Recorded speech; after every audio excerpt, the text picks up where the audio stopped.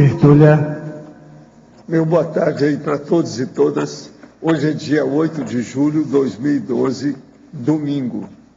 O verbete é de número 2350, tem 5 páginas, 46 logias e 10 máximos. O tema é automax dissidência. A especialidade é autorrecinologia. Quem fez o verbete com muita categoria aí foi a nossa professora Rosemary, que está ali muito bem acompanhada pelo Moacir. Cuidado com ela, tá? Definição. A automaxidissidência é a decisão intraconsciencial de romper com o padrão autopensênico vigente a partir do ato de desfiliar-se, desassociar-se, desvincular-se ou desligar-se de associação, organização, comunidade, partido político, instituição religiosa ou quaisquer outros grupos sociais e ideológicos, optando pela prática da assistência interconsciencial lúcida, acessada pelas neoverpons vanguardistas e tarísticas da conscienciologia. Agora, a reciclagem intraconsciencial aprofundada pela compreensão dos motivos geradores da inserção e do continuismo em determinado grupo kármico. A revolução intraconsciencial. A autodemissão da militância política pelo ato de preenchimento da ficha de desfiliação partidária, sendo o passo inicial para a mega ruptura com esse grupo karma. As amizades seculares deixadas para trás para serem assistidas lá na frente. O senso de pertencimento ao grupo ideológico. As atividades prazerosas em grupo. As interprisões grupo karma. Eu li apenas um pedaço, a psicologia tem 28 linhas, para vocês terem uma ideia. Agora, o esclarecimento das projeções conscienciais lúcidas, o revezamento de papéis de consciência e consciência, alternando as funções perante o mesmo grupo, a amparabilidade. Agora, na argumentologia tem o tópico da traforologia, com 7 trafores otimizadores da automaxidissidência, que vale a pena a pessoa estudar. E no tópico aqui da profilaxia tem 9 das ações que a pessoa tende a fazer, que são ações profiláticas no processo aqui. Na remissiologia, dos 15 itens, nós destacamos 5 verbetes. Autoabertismo neopensênico, automutação, autorresolução, descarte dos resquícios e maxidissidente coadjutor. Frase enfática. A automaxidissidência é a verdadeira revolução intraconsciencial, porque derruba os fundamentos da autopensenidade ectópica rumo ao soerguimento do autopacifismo teático lúcido. Você exercitou a automaxidissidência rompendo com os resquícios do padrão pensênico anacrônico? Utiliza-se da autodeterminação para manter as decisões tomadas? A bibliografia específica tem 4 fontes bibliográficas. Agora, a mega análise aí com João Paulo, nós temos 20 itens. Mega ruptura, tares, exemplarismo, discordância, autolucidez. Neoverpon, autodecisão, autossuperação, autodesvinculação, determinação. Prioridade, neopensenidade, evoluciopensenidade, rompimento e posicionamento. Autodiscernimento, interassistenciologia, autorrecinologia, reeducaciologia e evoluciologia. Agora, nós temos aí no dicionário, hoje o verbete é autopotencializaciologia. O argumento é auto-mega cogniciológico. Eu chamo a atenção para a argumentação que nós estamos falando aqui, que esse assunto é dos mais avançadinhos que eu tenho trazido ultimamente aí. Ele mexe com o processo da transafetividade. Agora, questionamento. Estou na conscienciologia há algum tempo, já sou voluntário e tenepsista. Há pouco tempo vinha do trabalho, quando estava descendo, o motorista arrancou e eu caí. Enfim, não tive nenhum arranhão, mas me vi de fora, deitada, próximo das rodas, e todos gritavam. Acho que o amparo foi grande, pelo menos vejo assim. Não sei por que isso acontece, mas algum motivo deve ter. Poderia comentar? Não, você deve ter muito cuidado na hora que for mexer com um coletivo, um ônibus. Olha bem como é que é isso. Isso é perigoso mesmo, para qualquer um. Tem que estar de olho. E geralmente isso acontece com mulher, é engraçado. Ela é uma mulher. Em termos conscienciológicos, como se chama o fato de andar durante o dia com uma leve descoincidência do corpo todo? Olha, isso aí não é nada fácil. Isso é autodescoincidência vígio. Não é fácil viver com isso, não, tá? Tem que abrir o olho. Se nesse estado vemos alguns lampejos extrafísicos, isso é dupla vista? Sim, pode ser. Se isso não causa um mal-estar na consciência, ainda assim é patológico? Não, não é patológico. Mas é difícil de manter uma condição dessa, porque é a interferência da vida extrafísica na vida física, a vida humana. Nós chamamos de autodescoincidência vígio, um estado da pessoa. Eu já passei por isso durante 6 meses. E não é fácil, não. Se a gente vai fazer, perturba a vida da gente. Estou fazendo um curso interno como funcionário de uma universidade até bem conceituada. O tema versa sobre ética empresarial ou ética dos funcionários. Os textos são de uma empresa especializada em dar curso com temas na área empresarial. No último encontro, levantei a questão, já que os textos se referem frequentemente a clientes, se alunos também devem ser tratados como clientes. A orientação da professora foi que sim, eles são clientes. Parece que cliente é a definição de pessoa que paga por mercadoria ou serviço. Isso não seria diminuir o tipo de troca que há entre professor e aluno?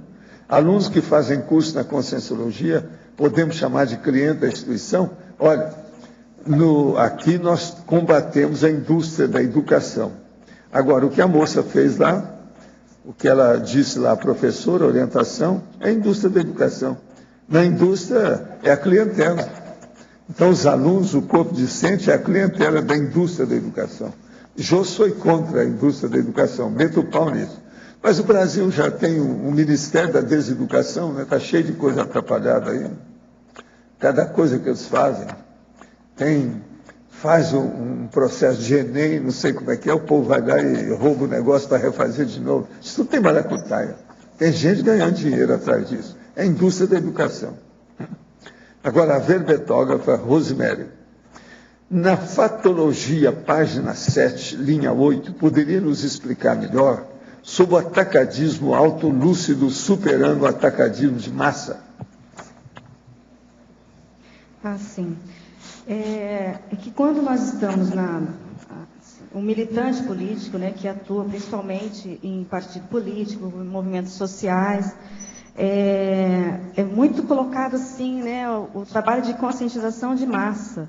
Então, como ajudar a sociedade a se organizar, como ajudar as pessoas a terem mais autoconsciência do seu processo de serem explorados, enfim. Então, aí no caso seria um atacadismo de massa, você tentar massificar uma ideologia.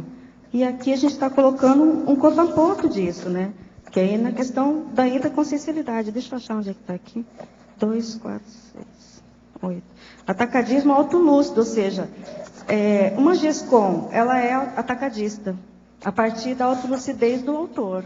Então, é a informação, é a TARES, ela está atuando policarmicamente, mas o foco é em cima da autoconsciencialidade.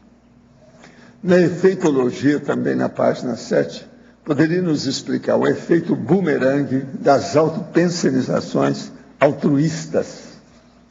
Sim, o que você faz de bom, você reverte, né, para você mesmo, em termos de amparabilidade. Quanto mais você pensena positivamente, mega fraternalmente, mais você vai ter amparo, mais você vai ter autolucidez, enfim. Então, isso você dá, você recebe, né? Mais ou menos nesse sentido. Agora, eu queria falar alguma coisa aí para o meu chefe que está aí atrás. Eu falei para você que ia falar sobre extrapolacionismo, lembra? Vamos ter só uma visão maior, mais ampla disso. as relações que tem. Geralmente, extrapolacionismo diz respeito a coisas extras, megas, por exemplo, pós-fácil, a máximos, excessos, ultrapassagem, sobreparamento, aquilo que é por cima, e também na taquiritmologia. Então, nós vamos ver. Eu vou falar vamos dizer, numa sequência lógica. 4 coisas. Extrapolacionismologia. 1. Infiltraciologia. 2. 3. Maximorexologia. 3. 4. Auto-mega-proexologia. Então, uma max-proex. Você está entendendo mais? Max-proex da pessoa. Então, é o que eu chamo de auto-mega-proex. Então, veja, uma pessoa tem extrapolacionismo. Se ela tem tempo dentro da proex dela, ela pode fazer uma infiltração positiva, cosmoética, em algum lugar, algum trabalho extra, lateral. Depois, ela pode alcançar com isso a maximorexologia, maximorex. E depois, ela pode, com isso, dependendo da idade dela, como é que ela manteve o corpo, ela viver mais para ter um pós ainda maior, que seria a pós-proex, que é a mega-proex. Você está entendendo? Essa mega-proex é o top da história. Então, ultrapassa aquilo que foi planejado. Você entendeu aí? É isso que eu estava falando de manhã aí com a turma. Essa proexis extra é como se fosse uma extensão da proexis? Não, porque ele já fez, outra... ele já cumpriu, ele já fez o complexo, alcançou aquilo. Como tem tempo e tem chance, e as coisas estão na mão dele, ele faz mais coisas. Mas normalmente isso é a mega proex. Mas é mais comum ser isso uma extensão, uma continuação do mesmo trabalho, ou às vezes abre uma nova área? Não, às vezes pode ser diferente, uma coisa de alto nível. Tudo pode ser diferente. Isso não quer dizer nada. Agora, você não pode esquecer, isso tudo é exceção, tá? Tudo isso aqui é exceção. Por isso que eu estou falando, vou repetir o que é que eu andei falando. Extra, megas, pós-fácil, máximos, excesso, ultrapassagem, sobreparamento, por cima, taquiritmologia. Agora, a coisa mais séria, exceções. Tudo isso a gente tem que ver. Eu acho que eu vou fazer um verbete disso, tem muita gente perguntando sobre essas coisas. E o que pode predispor a pessoa a passar por esse processo? O que vai predispor é a auto-organização da pessoa em alto nível. Por exemplo, se ela começa a ficar também madura, veterana, com a TENEPS, ajuda isso. Né? Então, eu estou só te falando que o negócio vale a pena pensar. Agora, eu tenho que fazer, para fazer um verbete desse aqui, eu tenho que pensar o que eu vou fazer. Isso tudo aqui é pós. Tudo é negócio que ultrapassou, é o máximo. Eu tenho que ver os que é que eu já escrevi lá de maximologia. Tem um monte de coisa nisso. Quais são os verbetes? Faz uma listagem dos verbetes que você acha que seria bom eu ver, para mim ter uma ideia aqui, para eu ampliar isso aqui, para esclarecer um pouco. Fala isso aí. Escreve para mim os verbetes que tem, inclusive na enciclopédia. O que você vê? Agora, eu entrego, pode falar. Rosemary. Página 7, fatologia, é a 4ª linha de baixo para cima, depois segue, né? A substituição da luta pela construção do mundo socialista idealizado pela teática da construção das bases do Estado Mundial Cosmoético. Você vai lá no lançamento do livro? Toda a militância política ideológica, ela luta, existe, né? A razão de ser dela é mudar o mundo, né? Então, construir uma sociedade diferente. Só que ela é baseada em quê? Ela é baseada, primeiro, né, no autojulgamento de que a sua ideia é superior às demais, né? Numa igualdade que não respeita as diferenças. E aí, quando você substitui pela teática da construção das bases do Estado Mundial Cosmoético, é o que nós estamos tentando fazer aqui na CCCI, né? Nós estamos construindo essas bases desse Estado Mundial. Então, é a partir da nossa interassistencialidade, é da nossa convivialidade mais sadia, é do nosso exercício da parapolítica a parapolítica, né, a compreensão maior do que é essa parapolítica e não apenas a política intrafísica. Então, tudo isso é um exercício.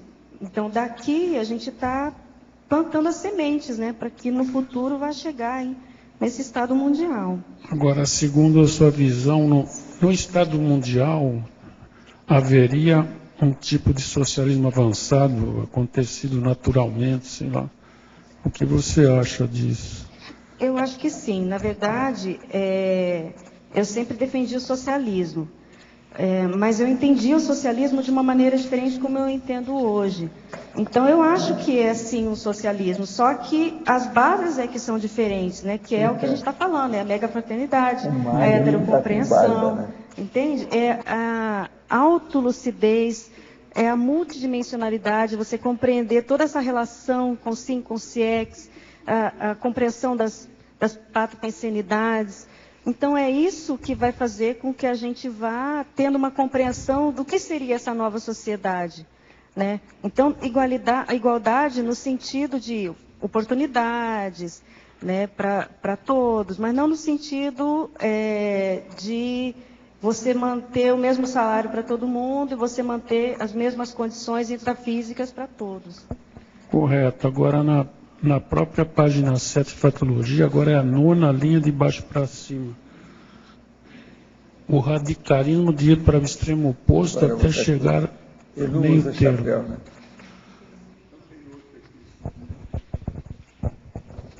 O radicalismo de ir para o extremo oposto até chegar ao meio termo.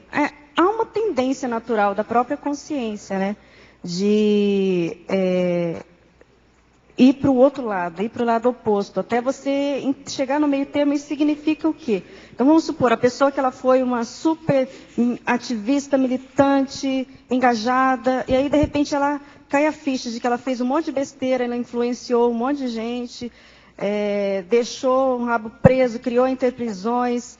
Aí ela vai para um outro extremo, que assim, alienação total, não quer saber de mais nada, não quer mais envolvimento. Então, tem que haver um meio termo disso. Como é que é? A própria consciência que vai fazendo essa dosagem, né? E vendo qual seria, então, esse posicionamento, que é a não omissão, mas, ao mesmo tempo, não inserção de uma forma mais de influência, né, ideológica sobre as pessoas. Tá, ok, obrigado.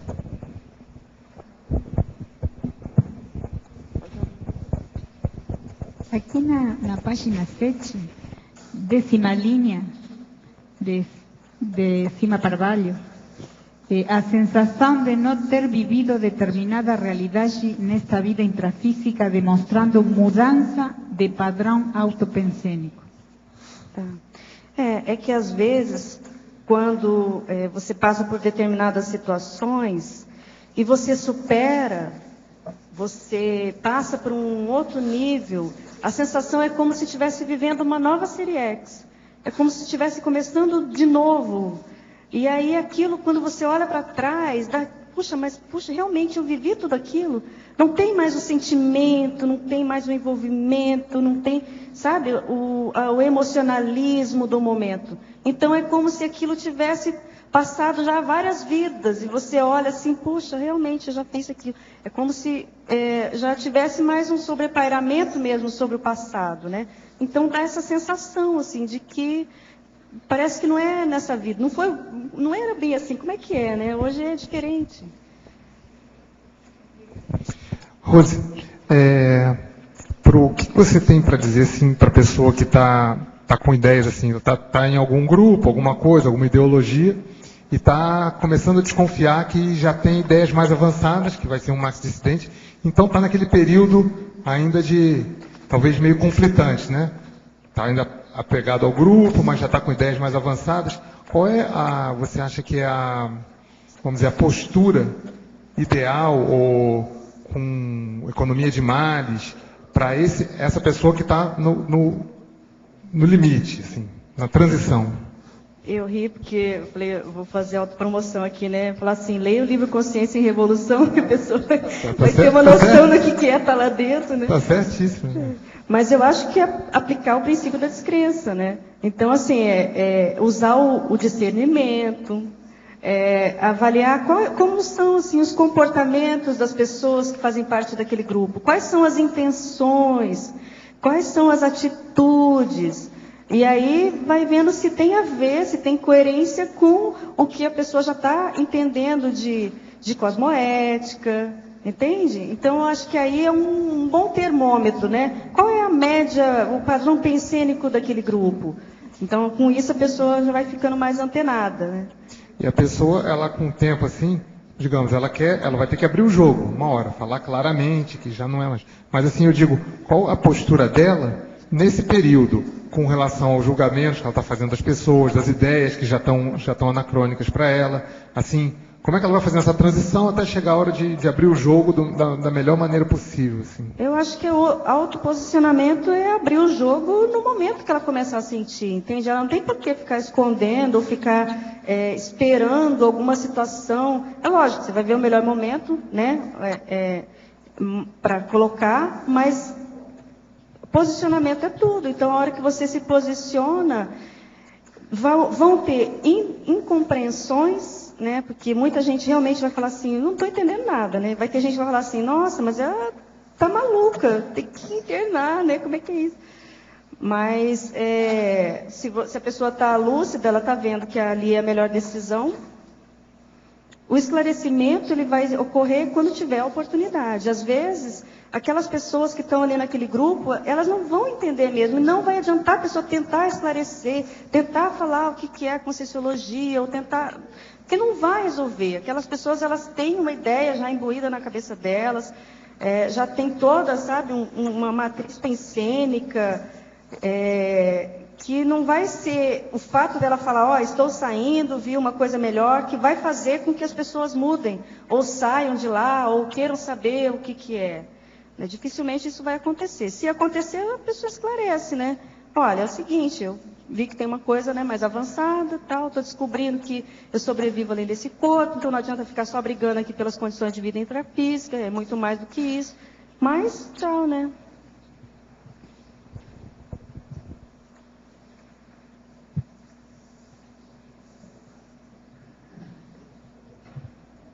Rose,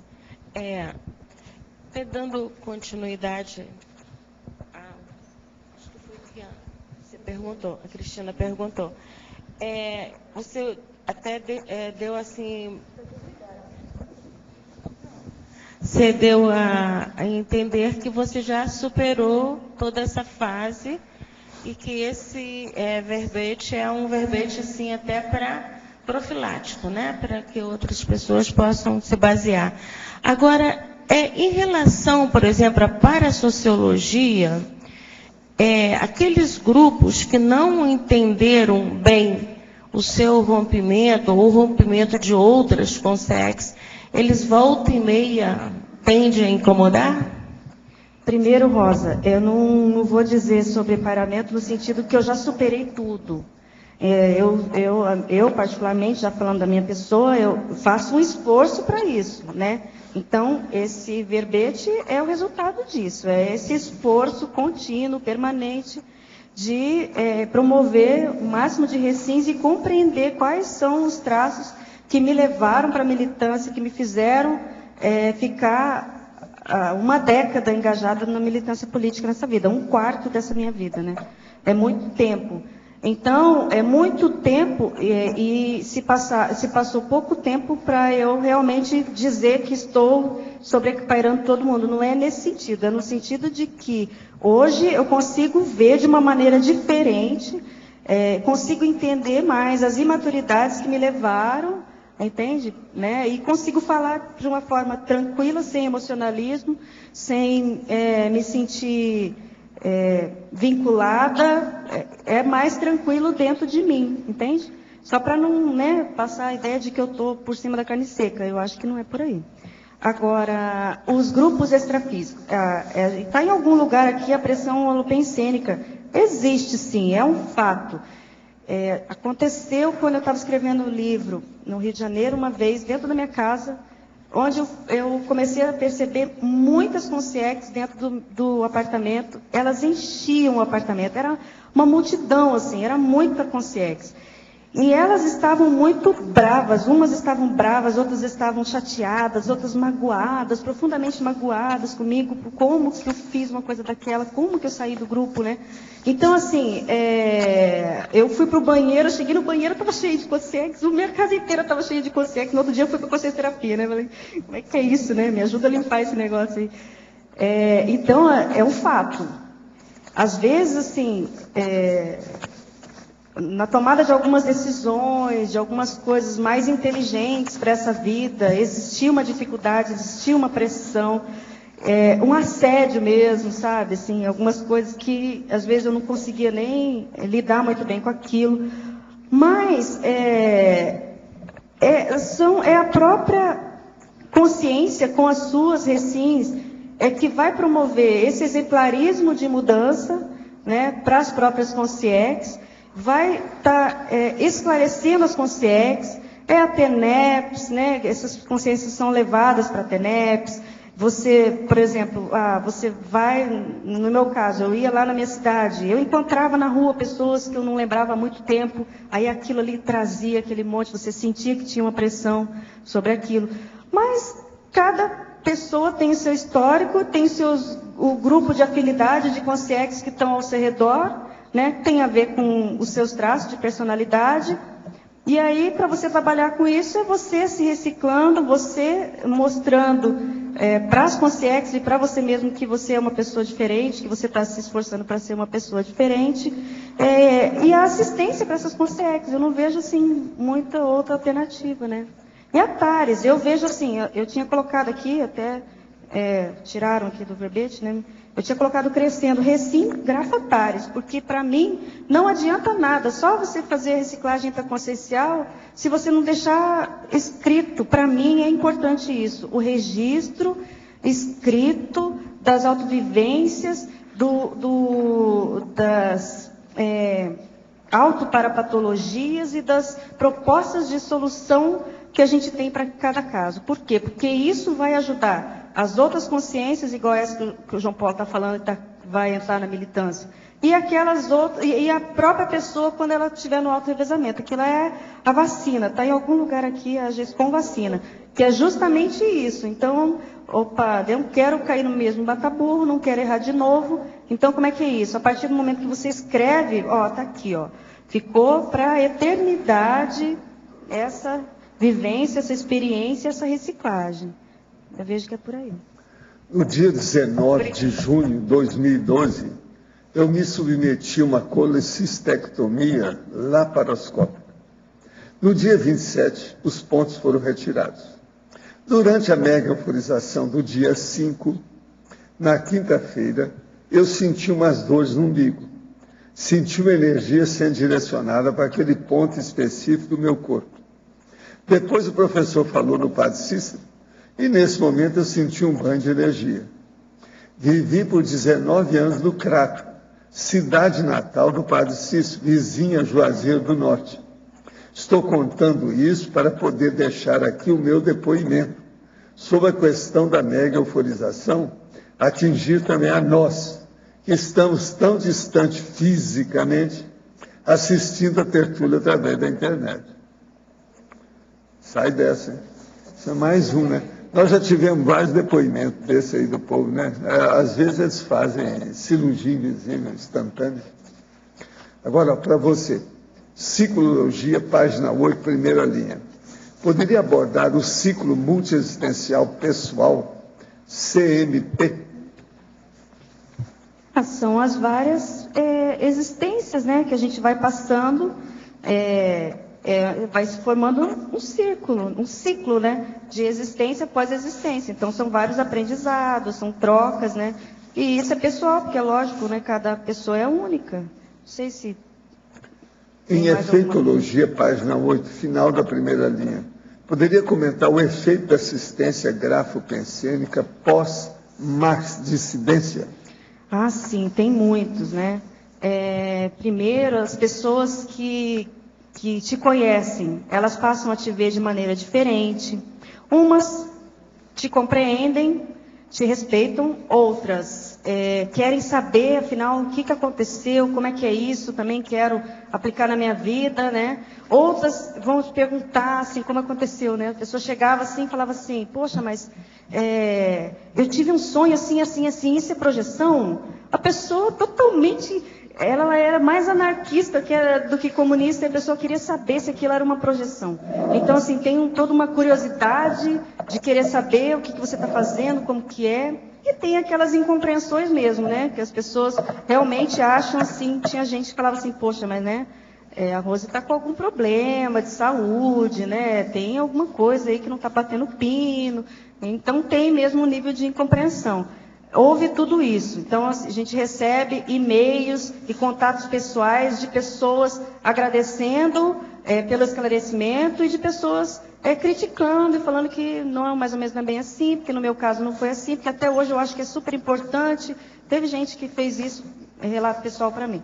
É super importante continuar na militância. Por quê? Porque aquelas pessoas, elas precisam de uma liderança. Então eu tenho que estar lá para poder liderar, porque eu estou mais esclarecida, eu tenho uma noção. Ok, então continue lá, né?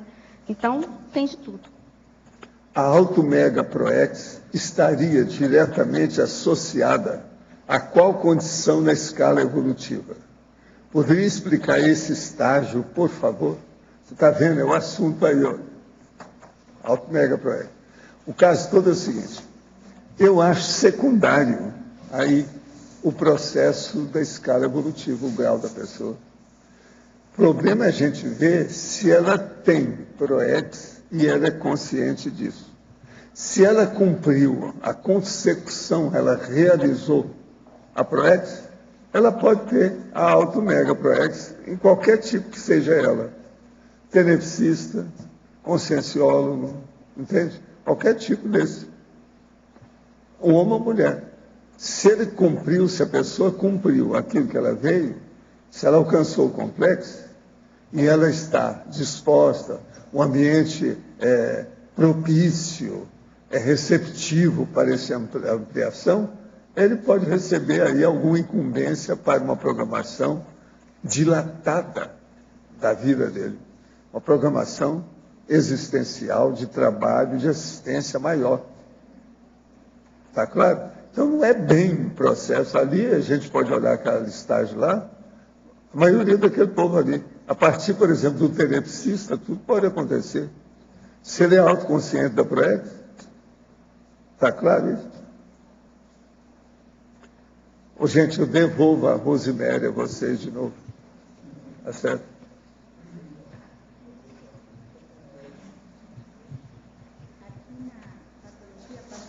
Sim. Quarta linha de baixo para cima, coloca a não afetação com temas, situações e fatos, comprovando o rompimento do vínculo. Quarta Achou? linha? Não. Quarta não, linha, patologia. Sim. Tá. Isso aqui é o seguinte, é que uma coisa é a maxidissidência, outra coisa é a automaxidissidência. Eu vejo uma diferença aí. A maxidissidência é quando a pessoa ela rompe mesmo, ela vai lá, ela decide que ela vai romper com aquele grupo e ela opta por uma coisa maior evolutivamente. Agora, eu estou chamando de automaxidissidência o padrão pensênico da pessoa que faz com que ela, mesmo tendo saído do grupo onde ela fazia parte, ela ainda tem vínculos grupocármicos e pensênicos. Então, o que acontece? Às vezes a pessoa ela rompe, saiu da militância, meu caso, tá? Saiu da militância política, ok. Só que a cada vez que vê um noticiário ou alguém discutindo sobre determinado assunto político, a pessoa tem a tendência a defender um lado ou assim a justificar determinadas atitudes. Não, mas veja bem, eu estava lá dentro, eu sei como é que era. Então, quer dizer, essa tendência de ainda defender algumas coisas que são ectópicas mesmo, elas levam um tempo até a pessoa realmente ir compreendendo qual é o nível, né, de belicosidade, traços da personalidade mais imaturos, que fazia com que ela estava naquele grupo. E aí, quando ela vê isso, quando vão caindo as fichas, na medida em que vão caindo as fichas, é que realmente ela vai desvinculando pensenicamente do grupo e das consciex. Sabe que ontem, na jornada de conscienciometrologia, surgiu isso. E foi interessante para ter a pessoa, justamente, né, uma capacidade de autoavaliação disso. Quanto ela continua afetada, se alguma coisa afeta, o porquê está afetando, além que aparentemente seja a outra pessoa, né, que está afetando a própria consciência, mas é importante isso como um registro conscienciométrico, quanto a padrão pensênico, justamente. Às vezes há uma certa impulsividade, uma certa exacerbação, uma certa inquietação, quando tem determinado fato que mexe com a pessoa, né? Porque mexeu, por exemplo. Aí chega um momento em que pode cair o mundo, sabe? Pode acontecer o fato político que for, que aquilo você olha assim e fala assim, poxa, mas quanta imaturidade, né? Mas você não vai, mas que absurdo, nossa. Então, porque a tendência, né, é essa indignação muito grande, principalmente na militância política, né? A indignação com a injustiça, a indignação com a anticosmoética. Isso parece que vai ficando mais tranquilo, porque você vê que é uma imaturidade da pessoa, é uma imaturidade do grupo. Ali, naquele momento, você não pode fazer nada para intervir. O que você pode fazer? Jogar energia, pensar bem de todo mundo, sair do corpo e ir lá fazer assistência, mas não adianta mais se afetar com a situação e se insuflar. Então, é isso que eu quero dizer aqui. Muito obrigada. Rose, quando aqui você fala de preenchimento dessa ficha de desfiliação, e qual foi a reação do povo intra e até extrafisicamente? Né? Na verdade, assim, no meu caso, eu ainda demorei um tempinho, né? Aqui eu estou colocando uma condição ideal, né? Que a pessoa, primeiro ela desfilia e tudo mais. Eu não, eu conhecia a Conscienciologia, e aí depois de um tempo que foram caindo as fichas é que eu fui lá, assinei a minha desfiliação. Mas o que aconteceu no meu caso pessoal?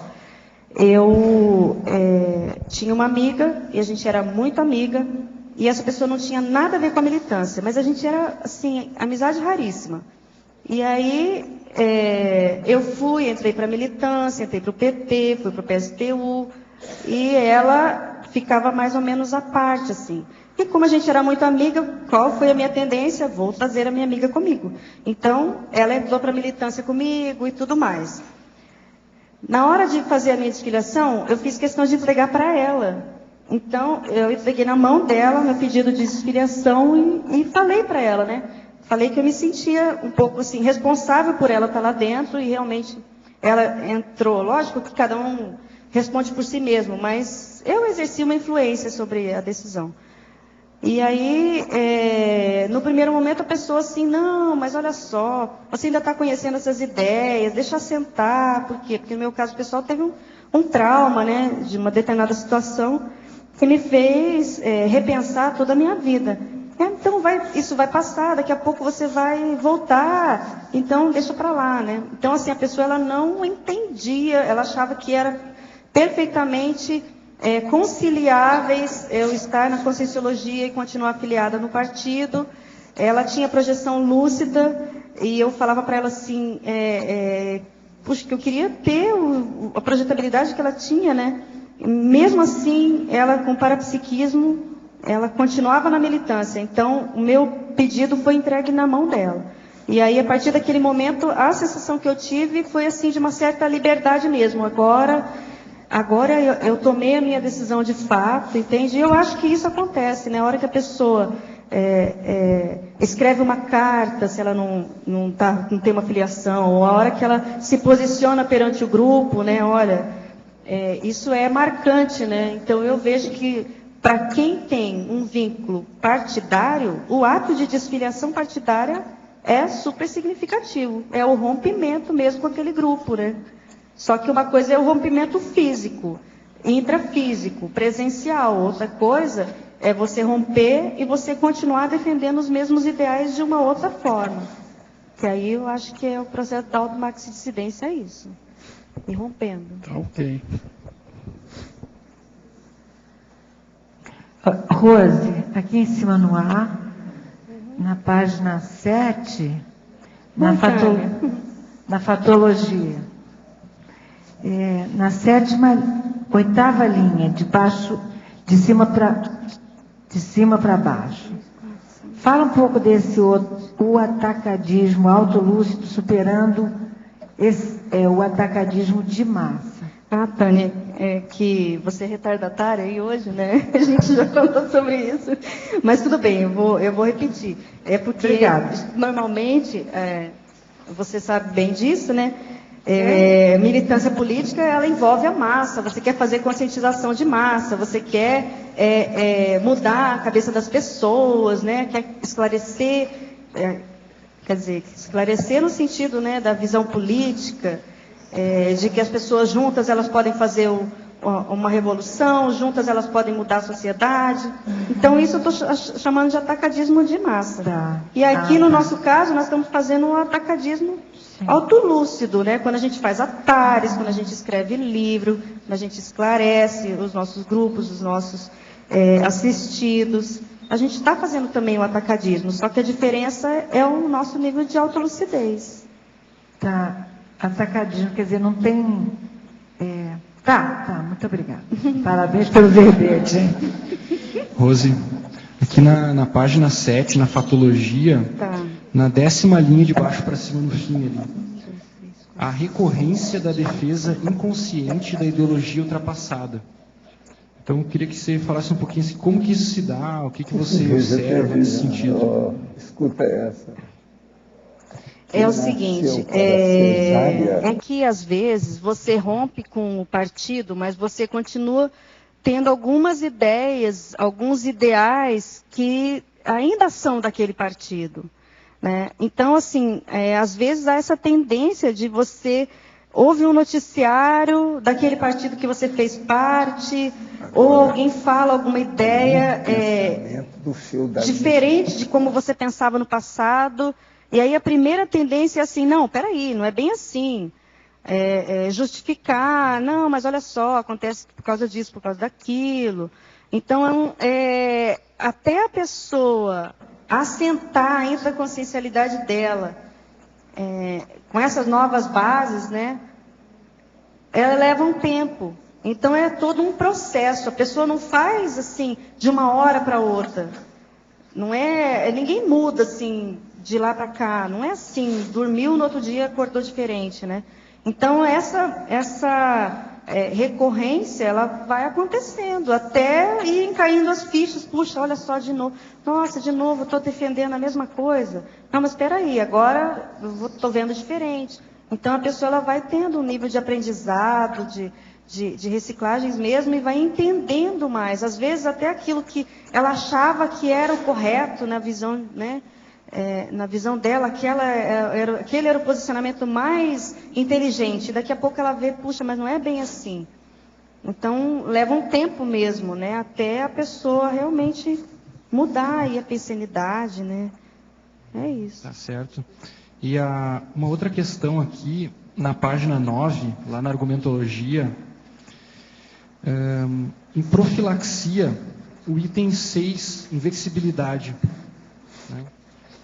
Como que você vê essa questão, assim, né? Eu achei interessante que você ter colocado isso, porque tem a ver com a questão da preparo para a próxima existência, né? Do reciclante, se preparar para ser inversor, etc. Como que você vê isso, assim? Olha, eu acho assim, a Invex é uma técnica super inteligente, né? E ela minimiza muito essas pisadas na jaca que a gente dá aí, principalmente na fase da adolescência, né? Então, eu acho que se a pessoa ela vinca bem mesmo na aula memória dela essa técnica, ela vai ter, como se fosse uma profilaxia mesmo, é uma vacina para que numa próxima vida, no momento em que ela, principalmente na fase da juventude, onde tem todo aí uma irreverência, o querer ser diferente. Há uma tendência da pessoa se afinizar com esses grupos, né? Então, quer dizer, se você está autolúcido quanto a isso, você conhece profundamente, ou pelo menos tenta entender um pouco mais essa técnica, numa próxima fica mais fácil de você driblar essa situação, né?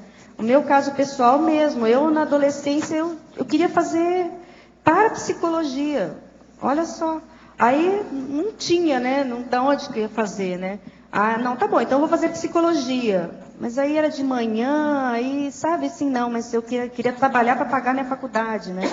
Aí eu gostava de matemática, fiz economia. Então, tudo a ver, né? Aí, quer dizer, dentro da economia, já estava fora, né? Já, assim, daquilo que eu pretendia ser. Foi mais fácil, então, eu me interagir, ter contato com esses grupos. E aí, é lógico, houve todo um desvio aí de PROEX, né? Que resultou aí numa grande interprisão, né? Que é o que a gente está tentando hoje limpar, resgatar, ajudar no que a gente pode. Então, se a pessoa ela já está lúcida desde o início, desde novinha, mais difícil ela cair, né? Nesses mata-burros da juventude. Legal, assim, e eu achei bem interessante que o uso que você faz, né, no caso da Invexis, para pensar a Ressex. Ah, com certeza. Né? Que às vezes a gente pensa assim, não, a Invexis é só para os jovens e tal, aquela história, né? Mas o reciclante pode usar a Invexis também. Não, né? já estou me preparando para a próxima, né? É uma ferramenta para ele pensar, né, sobre o processo dele, tranquilo, assim. Então, tá, obrigado.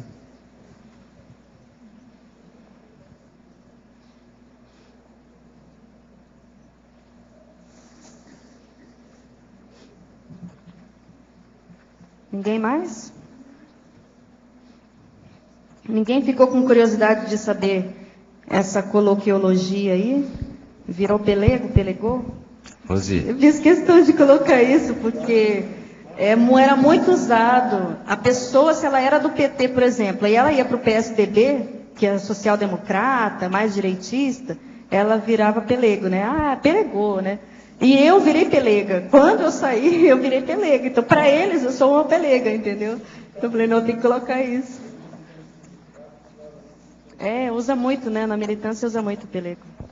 Rosi, hoje você vê qual nível de conscientização você acha do povo que ficou no partido lá e você, em relação a essas questões que você tem clareza atual? Olha, João, assim, eu me desvinculei bastante mesmo do grupo, né? Então, o fato de eu ter mudado de cidade também ajudou nisso, porque mesmo quando eu ainda morava na minha cidade, eu me afastei completamente, porque quando eu encontrava alguém, eu lembrava do trauma que eu passei e aquilo me fazia mal. Então, eu me afastei no primeiro momento porque eu não queria me encontrar, não porque eu divergia ideologicamente, né?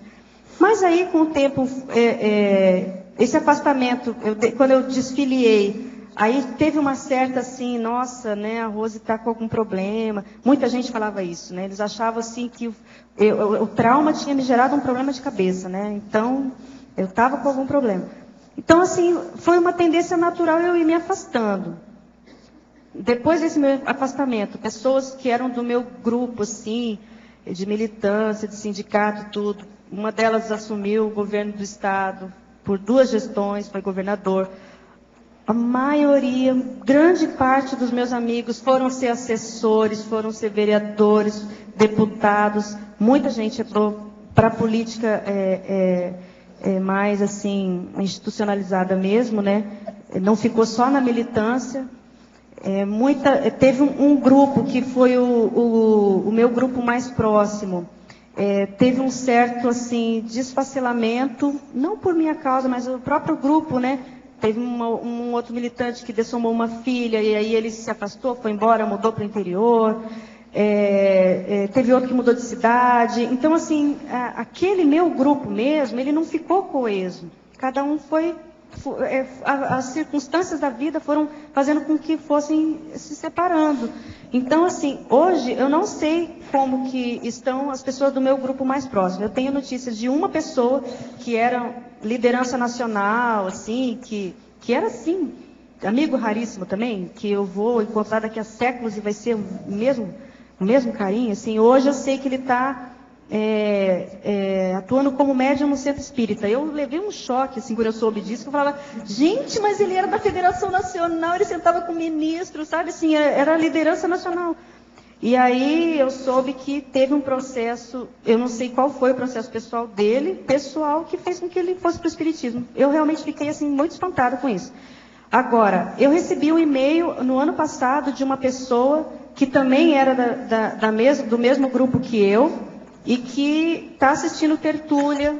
Mandei meu livro para ele, queria vir morar em Foz, se ele tivesse um emprego aqui de jornalista, ele estava disposto a se mudar para cá. Isso sim, nossa, me deixou muito contente, foi a pessoa mais próxima, e não era uma das pessoas mais próximas minhas. Tipo assim, tinha a ala radical do PT, que era a Convergência Socialista, e tínhamos o meu grupo, que era da CUT pela Base, que era mais na área sindical, né? Mas dentro do PT, nós coligávamos a Convergência Socialista com a CUT pela Base. Essa pessoa, ele era da Convergência Socialista, e eu era da CUT pela Base. Então, a gente estava próximo, mas não tão próximo, né? Então, eu sei que está assistindo tertúlia de vez em quando, não sei nem se ele está vendo hoje aí. Então, assim, ao mesmo tempo, esse ano eu recebi um e-mail de uma pessoa que fez, uma amiga, assim, queridíssima, que fez doutorado em filosofia e a pessoa evangélica. Então, aquilo também me deu outro impacto para um outro lado. Então, eu vejo assim, o grupo não é mais o mesmo, não sei quem são as pessoas que estão lá, eu não tenho ido muito para a minha cidade, então eu também não acompanho muitas coisas, né? Agora, do grupo mais geral, assim, o que eu sei é que uma boa parte mesmo entrou para as assessorias dos deputados, ou são deputados, ou teve gente lá que se candidatou a senadora, não sei se a pessoa passou, sabe assim? Então, assim, tem de tudo, né? Tem de tudo. Agora, eu lembrei de um fato, assim, né? Vou até falar aqui, que foi assim, quando o Lula ganhou a presidência, eu tive uma projeção, o Otávio não está aí, Otávio Araújo, eu já contei para ele. Eu tive uma projeção em que estava, assim, completamente lúcida, e eu fui numa sala imensa, assim, tinha uma mesa compridona, assim, imensa, com poucas pessoas, o Lula estava na ponta e eu estava sentada na mesa. E eu estava ali ajudando ele a pensar em metas para o país. E aí chegou o Otávio Araújo e falava para mim assim, Rose, o que você está fazendo aqui? Rose, isso não te pertence mais, né? Como ele diz, sai desse corpo que não te pertence. Você está no lugar errado. E eu falava assim, mas Otávio, eu tenho a minha responsabilidade, porque eu deixei meu rabo preso. Eu ajudei essa pessoa a estar aqui, então eu tenho a minha razão de ser, né? E eu acordei com aquilo, assim, mas foi muito forte. Eu não sei se foram os assediadores que estiveram comigo, eu não sei se realmente eu viajei na maionese. O fato é que eu me sentia um pouco assim. Então, uma das coisas que assim, essa recorrência ou essa tendência de defender, é que às vezes assim, eu me sentia na responsabilidade de poder, sabe, ir lá e esclarecer e mostrar para as pessoas que pode ser diferente, tentar mostrar uma visão diferente de mundo e tudo. E isso não adianta, né? Você chovendo molhado, a pessoa ela vai, a hora que ela quiser, ela vai ampliar a lucidez dela, vai entender, né? Então eu tinha essa tendência assim de achar que eu tinha que me resgatar, de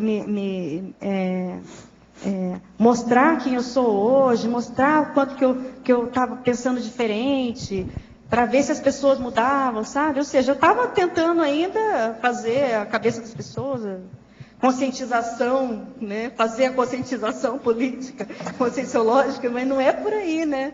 Então, aos poucos, a gente vai vendo, vai caindo as fichas aí desses micos, né? Que a gente vai cometendo, né? É por aí. Rose, na informação que eu tive da mídia e de gente que militou no PT, porque eu nunca militei no PT, na época eu já tinha quebrado essa história toda de... Agora, lá existem várias tendências. E uma se degradando com a outra, e tem umas tendências trotskistas. E o pessoal chama de xiita, aquele povo, é uma briga de foice. Né? Nós éramos chamados de xiitas. Xiita. Porque os xiitas era assim, o pessoal das alas mais radicais. E eu sempre fui da ala mais radical, né? Então, mas a gente não gostava de jeito nenhum que chamava a gente de xiita. Imagina, a gente ficava muito brava, né? Agora, existe sim. Quando eu entrei no PT, na verdade, pela militância, pelo movimento estudantil, eu fui primeiro para a corrente articulação. A corrente articulação, ela era uma das majoritárias no PT, uma das maiores. E ela tinha a liderança política do PT. Só que o PT era um partido muito grande, né? E a gente falava o seguinte, que a estratégia para chegar ao socialismo era a mesma, mas as táticas eram diferentes.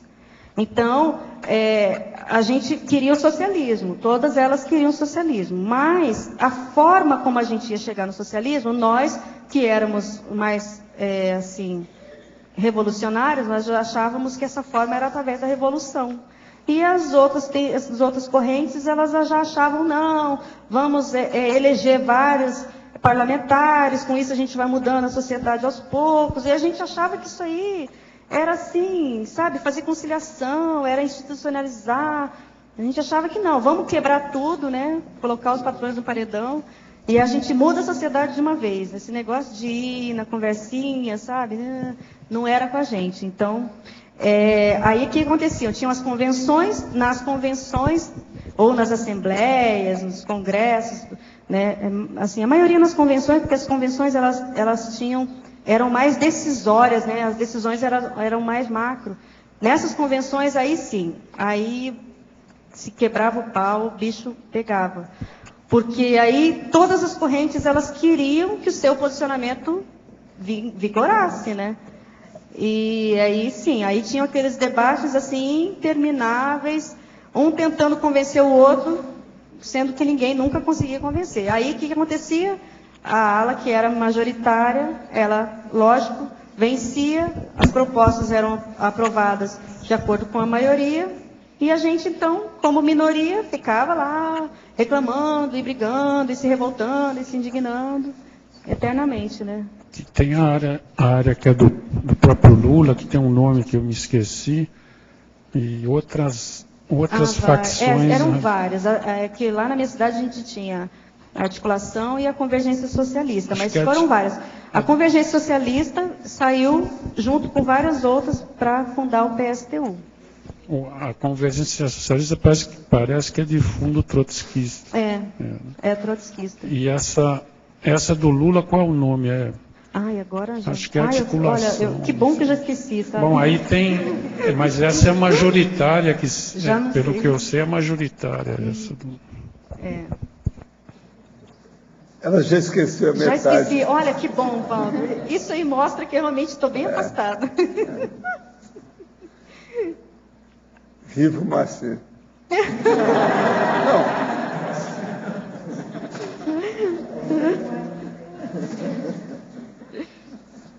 Eu falo em algum lugar aqui do cultivo das amizades, né? Então, assim, o fato de você conviver com pessoas mais maduras, né? O caso do Moacir é um exemplo para mim, né? Então, assim, poxa, onde eu quero chegar, né? Então, eu me espelho para ver como que eu posso me melhorando para poder não me afetar mais com as coisas, né? Moacir, tá bom, não...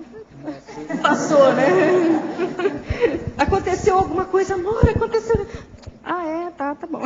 O Moacir não pôs a mão nessa cumbuca. Ele não se afeta, né? Não se afeta. Aquilo não mexe na pensilidade dele. Pode ter caído lá, aquilo está tranquilo dentro dele. Isso, para mim, é o exemplarismo, né? Porque, para mim, a minha tendência... Pode. Eu lembro que, quando era garoto lá, né? Teve um amigo meu que o cunhado dele foi candidato a vereador na cidade onde eu morava. E ia lá junto, colocar cartaz assim. Eu já falei assim, dentro de mim, eu falei assim, não, política eu não quero ser, política eu não quero ser. Teve que conviver com uma, né?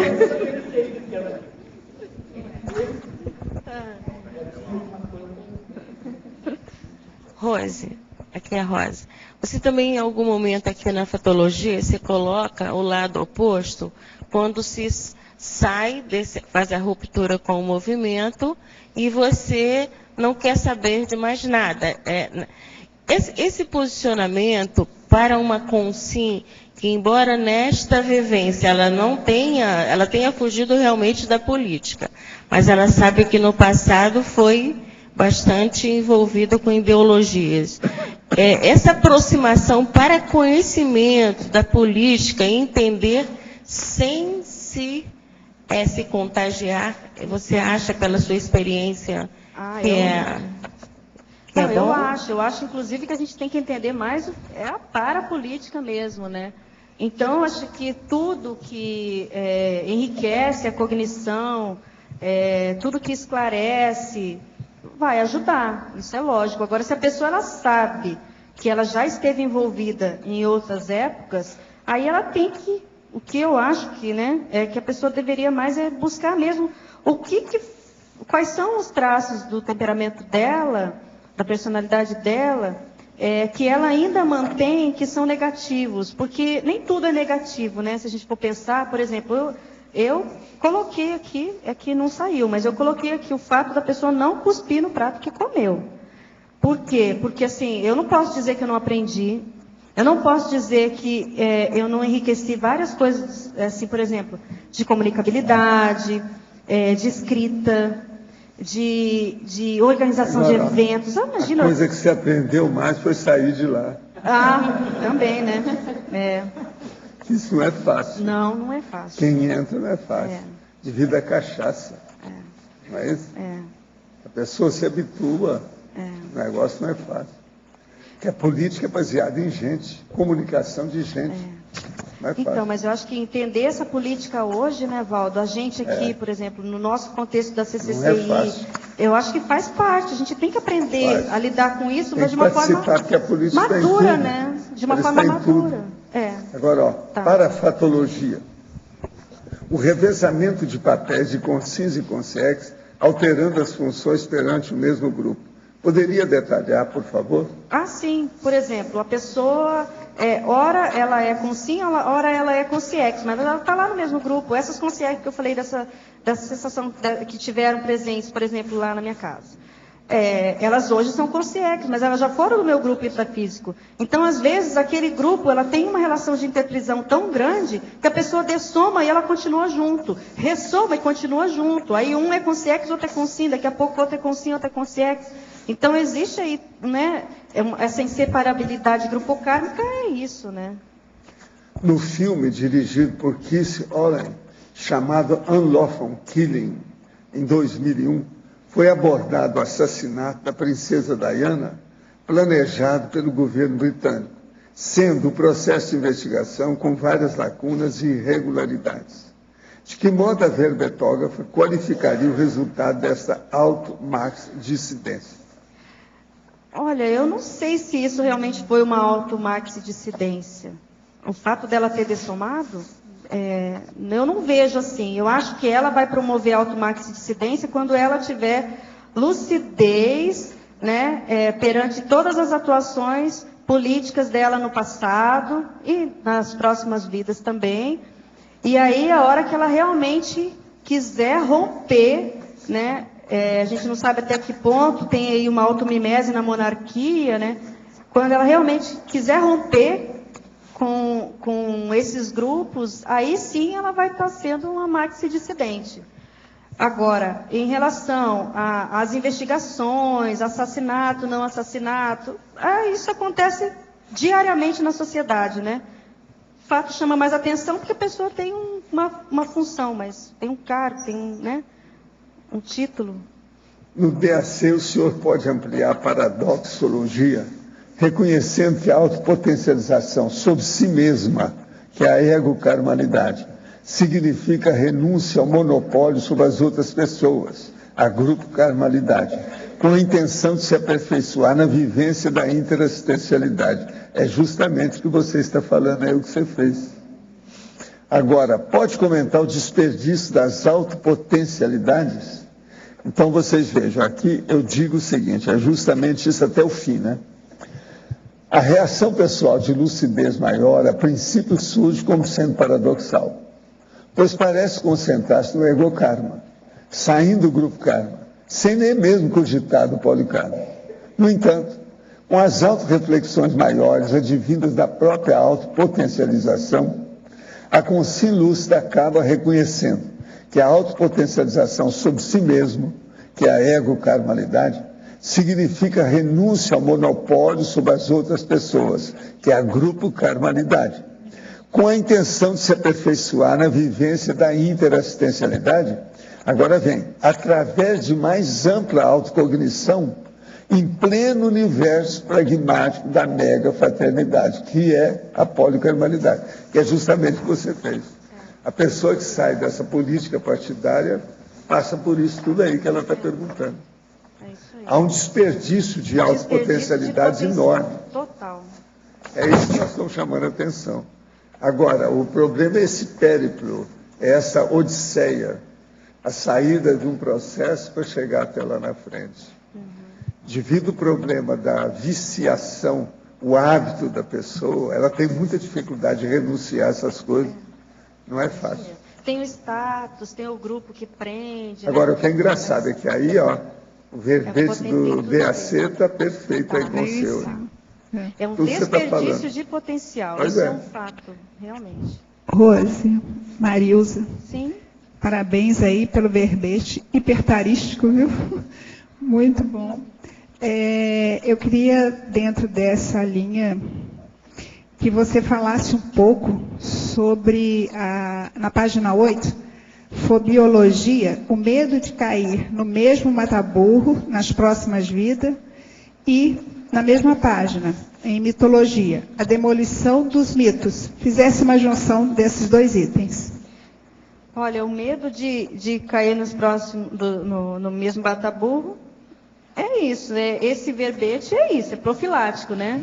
É justamente para não pisar na jaca de novo. Então, eu acho que a maior, hoje posso dizer, né, o maior medo é numa próxima vida, de novo eu me ver envolvida. Eu acho que eu já estou vacinada, mas eu não sei dizer, né? Essa demolição dos mitos, então, assim, essas ações profiláticas é justamente para não cair no mesmo mataburro, tá? Essa demolição dos mitos a própria sociedade faz quando ela derruba. O que você está rindo? Eu estou rindo de você. Não, eu acho, mas estou em dúvida. Se você tem dúvida, ainda não está. É porque, assim, tem não uma dá coisa... para confiar, não. É porque tem uma coisa que Tem uma coisa que é o que a minha questão extraconsciencial. E tem uma outra que é assim, será que vale para todos os casos? Você entendeu? Então, assim, eu posso dizer... Não, mas isso aí é apelação. É um negocinho. Tá bom, tá bom. Está na cara. Mas que eu tenho certo receio, eu não vou negar que Tem política em tudo. Agora, essa política partidária, você não vai voltar mais. Eu espero. Sua inteligência não vai permitir isso mais. Está na cara. Você não precisa duvidar. Eu acho que quando tem medo, né, de cair no mataburro, ainda não tem certeza das opções. Esses trâmites, você já superou. Sem dúvida. Agora, essa demolição dos mitos aqui é o que a sociedade já faz quando ela derruba essas estátuas, entendeu? Eu pensei na derrubada dessas grandes estátuas aí, Stalin. Pois é, mas acontece... Veja, eu já entendi o seguinte, como seu verbete. Auto-maxidissidência, essa derrubada de mitos, antes de você olhar para as estátuas em praça pública, é você olhar os mitos que você criou para você dentro desse caminho que você fez. Né? E você só vai ter medo só vai deixar de ter medo de cair no mesmo mataburro numa próxima vida, ou até nessa mesma, a gente não sabe, no momento que você derruba esses mitos dentro de você. Sabe um receio que eu tenho assim, né? Chego lá no extrafísico, bancando... isso aí eu tiro de letra. Aí os evoluciólogos chegam para mim e falam assim, tá bom, então agora você vai ser um infiltrado lá dentro. Aí assim...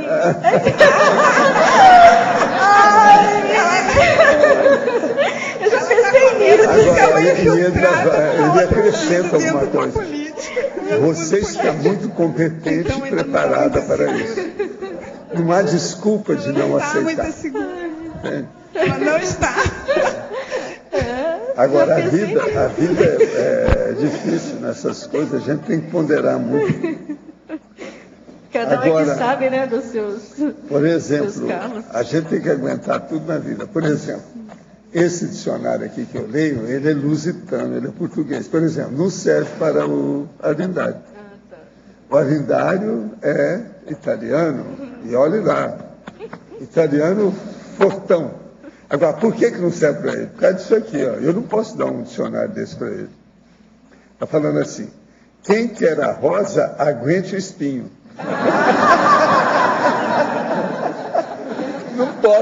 Não posso dar esse dicionário para ele de modo algum. Não combina bem. Agora, ó, para a rosa também eu não posso dar esse dicionário. Né? A rosa ali, ó, não posso dar. Rosi? Sim. Aqui no A, Tamara. Okay. Eu gostaria que você... Eu li seu livro, mas eu gostaria que você falasse um pouco sobre como o ingresso na universidade, a vida universitária, induziu você para a atividade política. Olha, você exerceu alguma na influência? verdade foi assim, por ingenuidade mesmo, né? Eu posso dizer que o início foi bem ingenuidade, porque eu entrei para a faculdade, aí eu não era assim muito ativa, não era liderança nem nada, e um amigo meu me chamou para uma reunião. Você quer participar de uma reunião?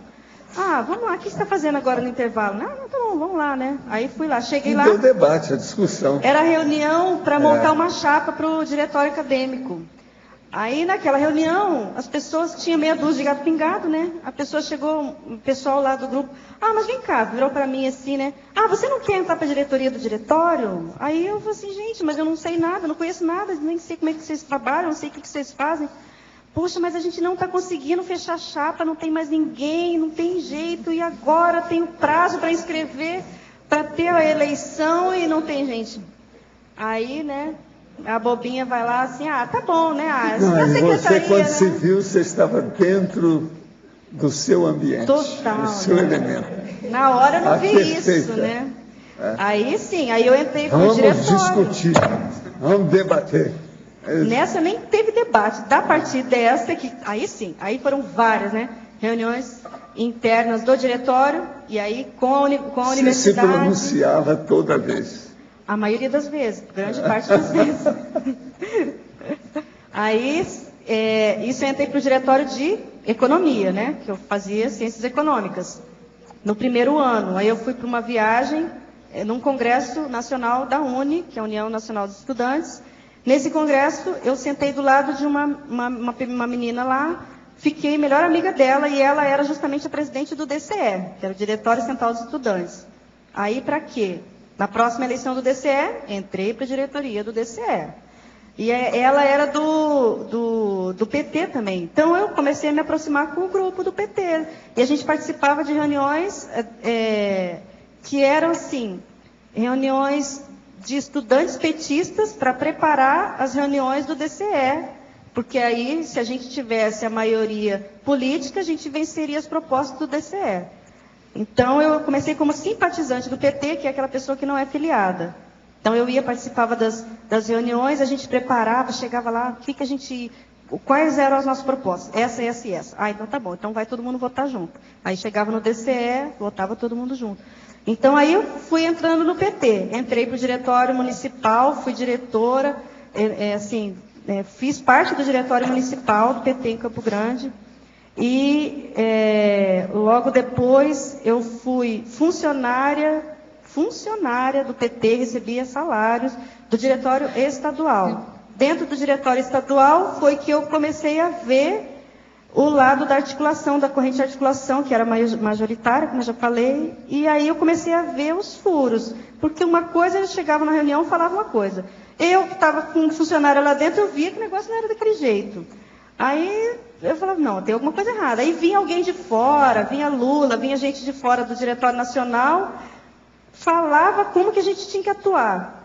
E aí chegava assim, mas isso é uma decisão democrática, mas eu sabia que não tinha nada de democrático. Aí eu comecei a ver as incoerências de dentro do PT. Aí é que eu comecei a me aproximar das alas mais radicais do PT. Porque aí eu comecei a ficar contra o PT estando dentro do PT. Então aí eu comecei, peraí, mas que eles estão sendo incoerentes. E esse pessoal também achava isso. E aí eu me aproximei com essa ala mais radical. E aí, na medida em que o PT foi ficando cada vez mais eleitoreiro, fazendo coligações com partidos mais social-democratas e tudo mais, esse grupo todo, que era a ala mais radical, então rompeu com o PT. E aí eu fui uma dissidente dentro do PT, fui para o PSTU, que é o Partido Socialista dos Trabalhadores Unificados. Aí a gente ajudou, participei desde a escolha do nome do partido até do Congresso Nacional de Fundação. Aí realmente entrei na diretoria estadual, então já foi um processo mais, assim, de dedicação grande também. Aí, estando dentro do PSTU, a gente fez toda a campanha para legalizar o partido, e aí logo depois eu saí da militância porque o meu namorado, que era dirigente nacional também, super conhecido, ele dessomou num acidente de moto, e aí eu fiquei totalmente perdida, porque eu falei, gente, mas e agora? Eu estou falando de socialismo, estou falando de materialismo, mas e ele? Continua vivendo após a morte? Como é que é isso? Aí eu entrei em crise, aí eu quis saber o que existia depois da morte. E isso me levou para o espiritismo e depois para conhecer a Conscienciologia. E aí é que eu fui, cheguei no primeiro curso de Conscienciologia. Como é que eu faço para sair projetada e encontrar com meu namorado? Primeira coisa que eu queria saber, né? Aí depois é que a gente vai amadurecendo, vai conhecendo mais. Então, assim, mesmo depois que eu já estava assistindo os cursos da Conscienciologia, Mariângela Luckmann foi a primeira professora, no primeiro curso de Conscienciologia que teve em Campo Grande, depois de um tempo é que eu fui pedir a minha desfiliação, porque eu ainda achava assim, que eu podia sair do corpo, trabalhar com energia, mas continuar aqui no intrafísico querendo mudar o mundo. Eu achava que eram conciliáveis. E aí, com o tempo que eu fui vendo, que eu fui analisando, aí não, peraí, não é mais isso mesmo que eu quero, aí pedi a minha desfiliação total. Rosi, um cara que chegou uma vez para mim e falou assim, olha, eu sou de Campo Grande, mas agora eu já sei, o campo é grande, mas a minha ignorância era maior. Eu falo isso para quem chega na cidade, entra que o campo é grande. Eu queria que você me dissesse, assim, qual a relação que você vê, se você vê alguma relação entre o holopensene universitário e o holopensene político. Bom, para mim era muito grande, porque o meu ingresso na militância política, ela foi assim, mais ou menos, não vou dizer que foi ao mesmo tempo, mas foi muito próximo. O ambiente da universidade, por um lado, favorece a reunião, principalmente da juventude, que é a irreverência, que é todo esse anseio de querer fazer o diferente. Então, tem esse lado aí da juventude, tem um lado de que a pessoa começa a estudar mais, então, e aí ela se vê inteligente. Então, tinha o grupo dos intelectuais marxistas, e aí você vê, poxa, mas ideias tão avançadas para a sociedade, Então, tem toda aquela instigação, instigamento da pessoa, dela querer ver o que mais, o que tem de mais avançado para a sociedade. Aí a pessoa se sente o máximo, porque ela está fazendo parte de um projeto maior. Era como eu me sentia, Um projeto maior, é para o mundo, não é só para aqui, para a universidade. Aí a pessoa vai expandindo essa noção. Então, a tendência é se aglutinar mesmo em grupos. Agora, a minha atuação, ela começou no movimento estudantil, mas eu atuei muitos anos no movimento sindical, movimentos populares. E aí a desvinculação com o partido político, ele praticamente não existe, Então, até assim, falei aqui quando a Tânia apresentou o verbete de militância política, que assim, a gente distinguia o militante político do ativista político.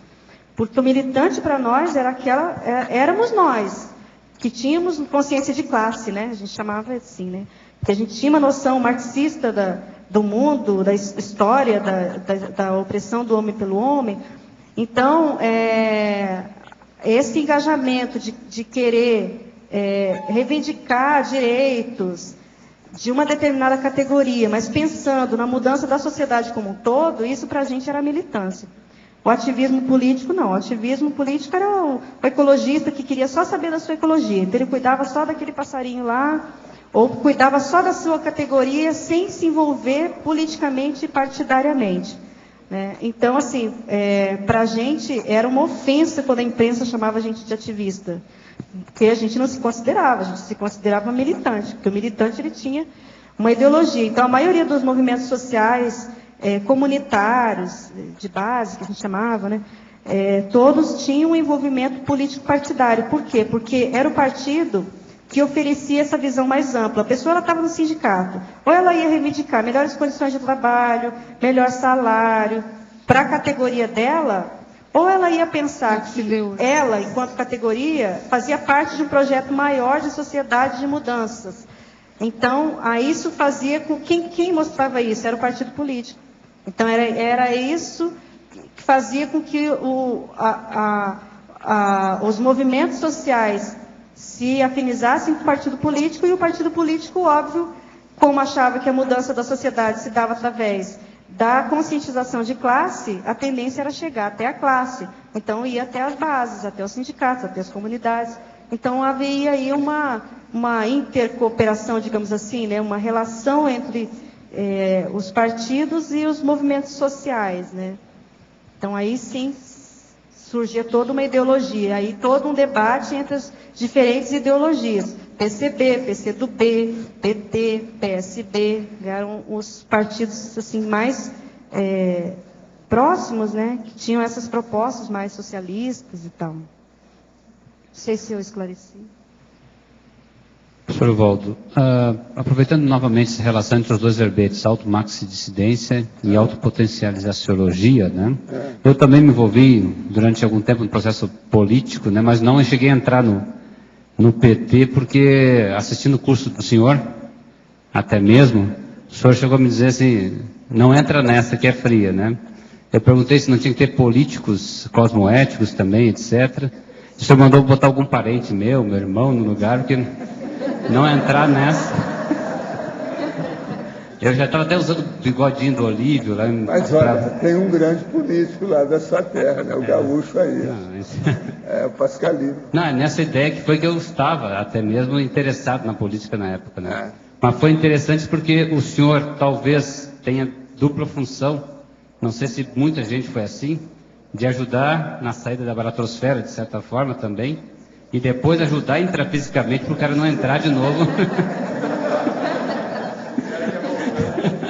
nos mataburros, né, da vida intrafísica. Então, não, às vezes a gente tem que fazer uma vacina, né? A gente faz a vacina quando é preciso. Porque, de certa forma, o pandeiro foi um treinamento prévio de alguns para a questão intrafísica. Para evitar isso. Muita gente não entrou mais nas bobagens, no transviamento, como eu chamo, devido ao pandeiro. O pandeiro fez o povo pensar. Você tem que pensar uma coisa dela. Uma coisa é uma consim que procura, vamos dizer, realizar a autorreflexão de 5 horas. Uma consim. Outra coisa é uma consciex que faz a mesma coisa. A reflexão de 5 horas de uma consciência é outra coisa. No ambiente do pandeiro, aquilo era uma cirurgia. Mexia com a pessoa, nos gurgumilos últimos do micro-universo consciencial dela. Entende? Agora, aqui teve gente que passou por lá, né? Porque foram várias fases nesse resgate desse grupo, né?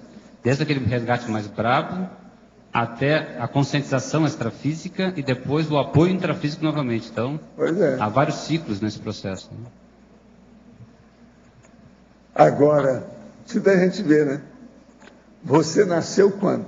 66, 16 de maio de 66. 66. 16 de maio. Você era rapaz quando houve o negócio. Já de ver a sua época, como é que você foi lá, o que aconteceu? Eu tive muita projeção nessa época, mas não me lembro exatamente. Pois é. A maioria não lembra de nada, estiver lá, mas não lembra. Agora, tem muita gente aqui. É que, às vezes, também eu tenho dificuldade de identificar o cara, porque, às vezes, ele tinha uma cara de broto. Chega aqui barbado, todo alterado. Isso tudo na mesma vida, aqui, na mesma vida. Ele, às vezes, era adolescente. Entende? E chega aqui já numa certa idade, deformado, de barriga, bochechudo. Então, aí é mais difícil identificar. Entende? É muita gente que teve no pandeiro. É muita gente. O senhor comentou, né? Poderia ser um tipo Maracanã, alguma coisa assim, né? É um Maracanãzinho. Ele era isso. Agora, o pandeiro, você já viu o pandeiro, como é que é? Pandeiro que vibra. Ele era mais ou menos isso. Você está entendendo? Ele, aparentemente, você entrava que ele estava fixo, mas você percebia que aquilo era uma espécie de uma grande astronave que estava andando. Você está entendendo? Mas ele era mais ou menos fixo. Mas parecia o pandeiro, porque o formato, a situação. Ele não era uma esfera, entendeu? Era tipo pandeiro mesmo. É um processo circular, uma circunferência gorda. E foi feito para aquilo. Agora, tinha entrada específica de um determinado lado. Agora, lá dentro era um espetáculo, um negócio como era. Agora, tudo é assim mesmo. A primeira vez que eu fui, depois que eles construíram lá o pandeiro, eu cheguei e falei assim, eu rodo, não fico livre do palco, por causa do processo da turma da estrada. Saltimbanco. Então, assim, esse é vamos dizer, o melhor palco, a melhor ribalta que eu já vi até hoje. De certa forma, foi inspiração para o Tertuliário também, para o senhor? Ou... Não, foi tudo. Inspiração para uma opção de coisa, né? Agora, a gente já tinha ideia de fazer uma coisa dessa. Agora, eles capricharam quando for fazer. Porque o negócio veio de cima, né? De gente muito elevada, o processo é da Reurbex. Eles quiseram trabalhar com aquilo. Enfim, eles confiaram, ou melhor, julgaram as fichas em cima da gente. Valeu. Hoje eu vejo por essa turma que aparece aqui, que eles confirmaram. Eles acham que o negócio valeu a pena. Entende? Estaria correto pensar que para compreender o conceito de autotransafetividade, seria necessário ter noção profunda do alto valor íncito, o amor próprio? Quanto maior a autocognição, maior o amor próprio, maior a autotransafetividade, poderia comentar? Não, isso tem sua relação. Mas o problema não é quanto maior o amor próprio, não é isso. Quanto maior você qualifica o amor próprio. Aí sim, aí nós vamos entender. Tem que qualificar o amor próprio, porque ele sempre está existindo. A situação é essa. Então, é uma qualificação, é uma evolução do processo. Pelo que estou entendendo, a interprisão grupo kármica, por afinidade, pode ser tão ou pior que a interprisão grupo kármica por desafinidade. Se o for, até mesmo a conscienciologia com assistência e cosmoética, perante a evolução, todos estão com uma certa interprisão. A diferença seria elasticidade. Não. A diferença é que você está confundindo a convivência dentro da cadeia e a convivência na liberdade. Isso é outra coisa. Você confundiu tudo aqui. Vamos devagar com o andor, que não é bem isso, não. Olha só. Vocês entenderam o que ele está falando? Não dá. O caso é o seguinte. A diferença não é elasticidade, não. É liberdade de expressão. Você tem liberdade de fazer o que bem entender. Agora, a interprisão, não. Você fica preso à pessoa. Aquilo é a grilheta. Está presa no seu pé. É algema. Você não pode sair dali. Então, há um processo sério. Agora, a liberdade de expressão é outra coisa. Então, não confunda isso, não. Não queira fazer negocinho por aí, que não é isso. Não faça essa apelação, que não é bem isso. A situação é muito mais séria. A interprisão, ela ocorre por afinidade, sim, né? A interprisão. Mas a gente aqui, enquanto grupo, a gente é um grupo evolutivo, nós não somos um grupo interprisional. Agora, outra coisa. O seu trabalho aqui, eu não sei se foi você que escreveu isso, mas tem 1, 2, 3, 4, 5, 6, 7. Em 7 linhas, tem 7 escritas de português, faltando acento ou qualquer coisa. O que há com você, hein? Olha bem isso aí. 7 não, 8, ainda tem mais um aqui. Agora, a maioria é falta de acento e alguma coisa. Olha, há muito tempo que não aparece aqui ninguém com coisa tão errada. Eu acho que não é a minha turma aí do estúdio que fez isso, não. Deve ter vindo assim, né? Então, observa isso. Você também está querendo fazer ligucinho com o que você escreve. Eu acho que ele aqui deve ser fã de computador, porque não tem acento em nada. Mas, falta acento, falta colocar os acentos no lugar certo, falta colocar a letra maiúscula. Ficou uma droga para ler esse negócio. Mas eu entendi tudo, acertei tudo aqui. É 1, 2, 3, 4, 5, 6, 7, 8, 9 erros que tem aqui. Observa isso, para melhorar. A gente na comunicação tem que fazer a comunicação direito. Como é que fica? Rose, gostaria de saber qual universidade que você estudou economia. A Católica de Mato Grosso do Sul. De onde? Mato Grosso do Sul. Será que ela ouviu direito isso? Católica de onde? Mato Grosso do Sul. Mato Grosso do Sul, aonde que foi a cidade? Sul Mato Grossense, Campo Grande. Campo Grande. Então é assim, explica porque a pessoa está perguntando, é bom dar o detalhe. Gente, eu quero lembrar para vocês que hoje tem o lançamento do livro Consensograma. Sabe aquele livro que tem aí, da Consus? É um livro da Consus, que vai ser o lançamento de uma edição em inglês.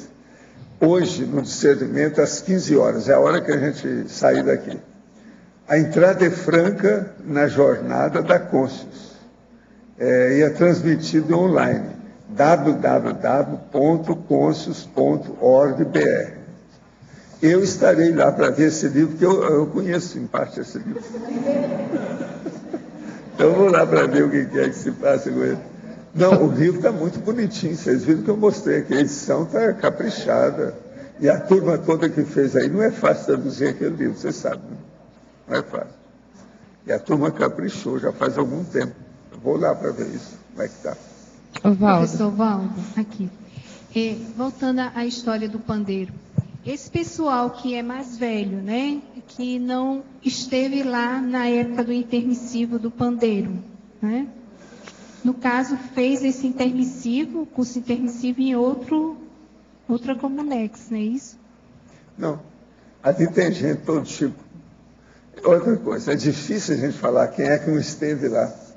Eu tenho dificuldade para isso. Mas você já, como consim, pode ter era ido muita participar? Gente, aqui, era muita gente.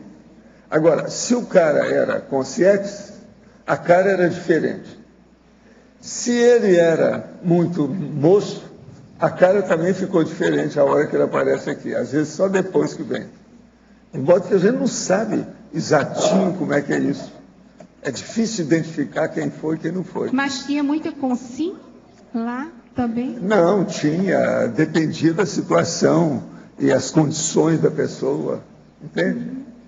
Agora, eles fizeram força para arrebanhar todo mundo que pudesse. No início, então, foi uma loucura para colocar o povo lá dentro. Agora, aí, com o tempo, eles desistiram. A hora que o negócio já não dava mais. Mas teve muita gente com sim que foi lá várias vezes, igual eu, fora do corpo, várias vezes, e participou dos trabalhos.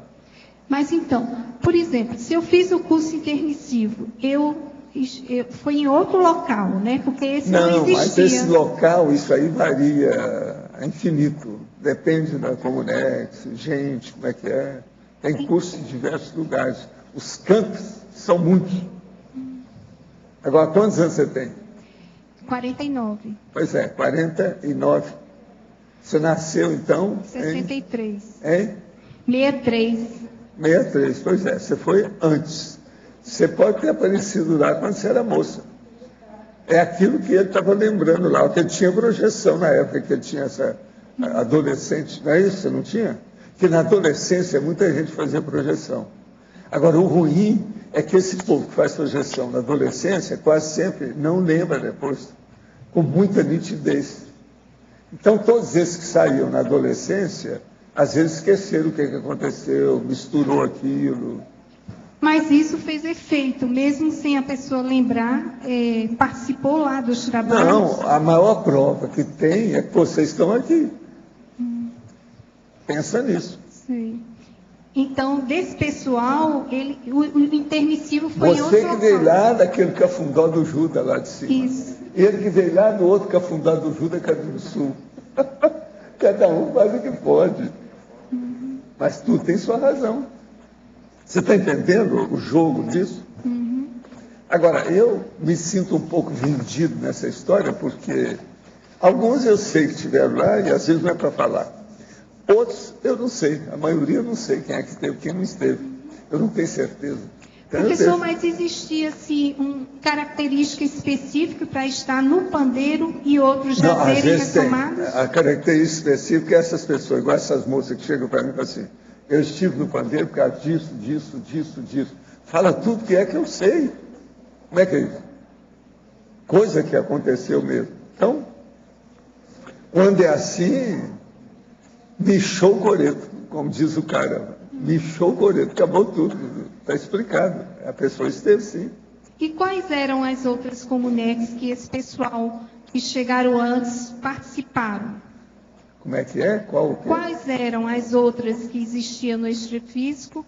As outras comunex? Não, todos eles foram para ver o problema da conscienciologia em si, a evolução da consciência.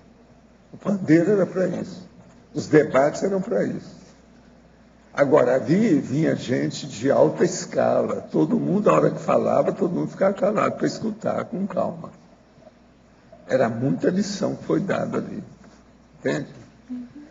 Muitos serenões falaram para a multidão que estava lá. Vinha o serenão e falava tudo. Às vezes era a primeira vez que a pessoa viu que havia um serenão. Eu nunca tinha visto. Isso é um negócio sério. Entende? Agora, lá, eles me perguntaram uma vez, o que você acha que devia ser feito aqui? Eu falei assim, quanto mais vocês trouxerem serenões e evoluciólogos para falar para a turma, melhor para nós todos. Aí eles falaram, o que foi? Foi por isso que começou a aparecer uma opção de gente. Então, existia vários níveis e cursos intermissivos fora o pandeiro, não é isso? Uma vez eu falei uma coisa, eles falaram para eu ficar calado, não levar aqui para frente. Eu falei assim, quando aparecer um serenão, eu posso perguntar para ele se ele está ressomado ou não?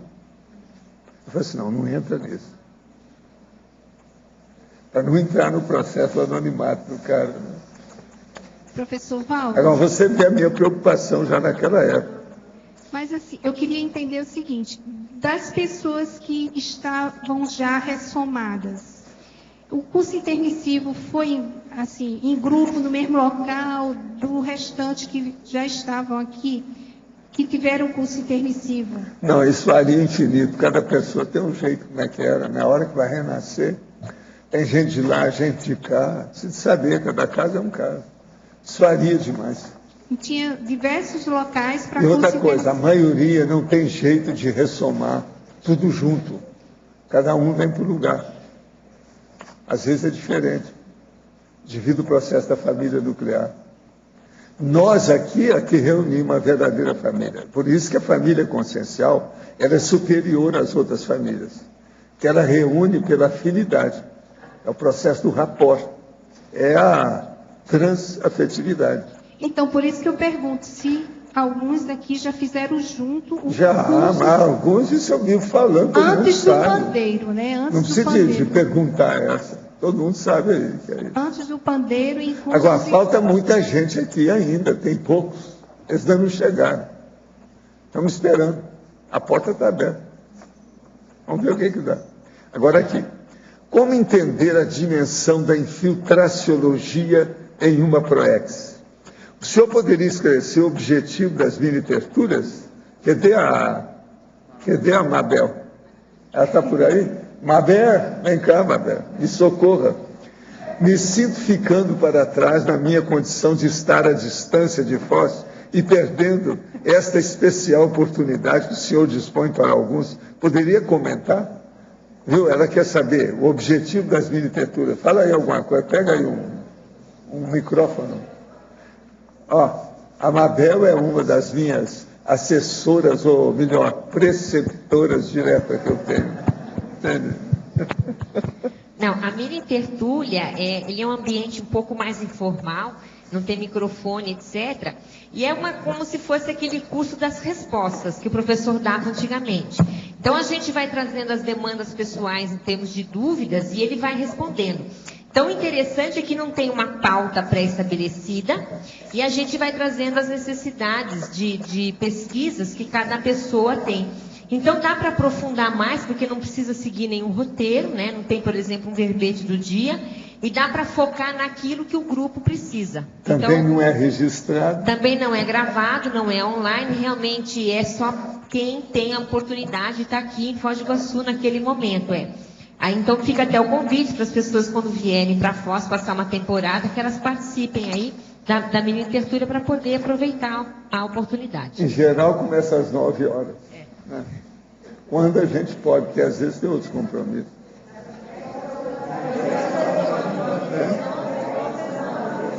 Não, mas geralmente é 9, porque o povo está aqui. Chega aqui, eu chego aqui de manhã e pergunto, vocês dormiram aqui? Algumas vezes eu tenho acesso de assédios rápidos, tensões e maus pensamentos. Outras vezes eu tenho pensamentos de alto nível. Consigo chegar ao EV fácil. Tenho facilidade com as energias. No teste 540, eu passei em todos. Me identifico muito com a verbetógrafa, principalmente com seu desvio profissional. Porém, tenho algumas dúvidas se sou intermissivista. Como posso saber qual é a minha função aqui?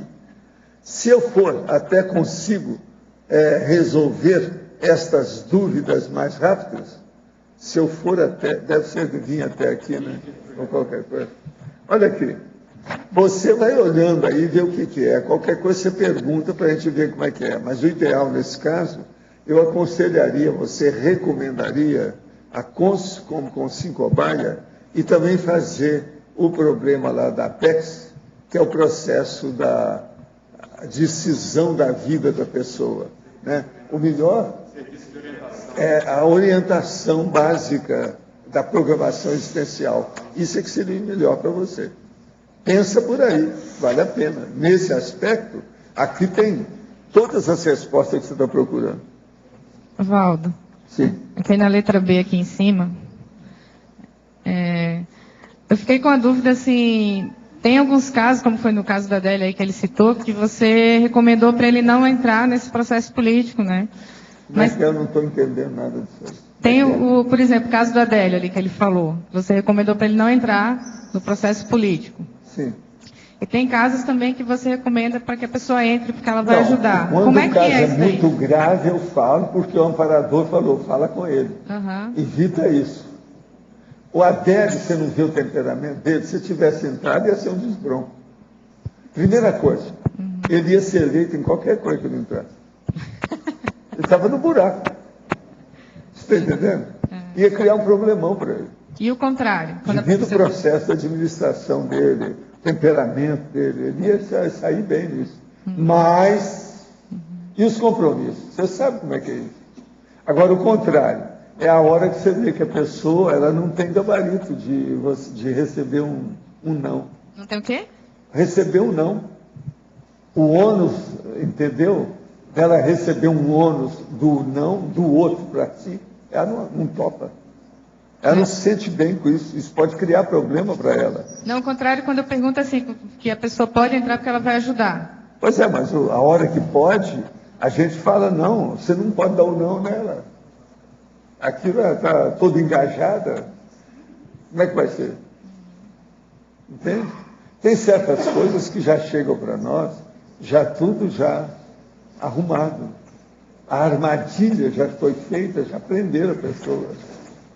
Não dá para tirar mais, entendeu? Mas isso Ela já é entrou na isca, já pegou a isca. Mas isso é o que eu não estou entendendo. Isso é positivo ou negativo? Como é que é? Isso é bom ou é ruim? Isso que você Não, aí não é nem uma coisa nem outra.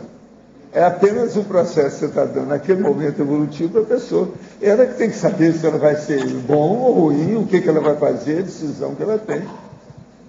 Tem gente que precisa de entrar na política. Entende? Do jeito que está aí. É o melhor.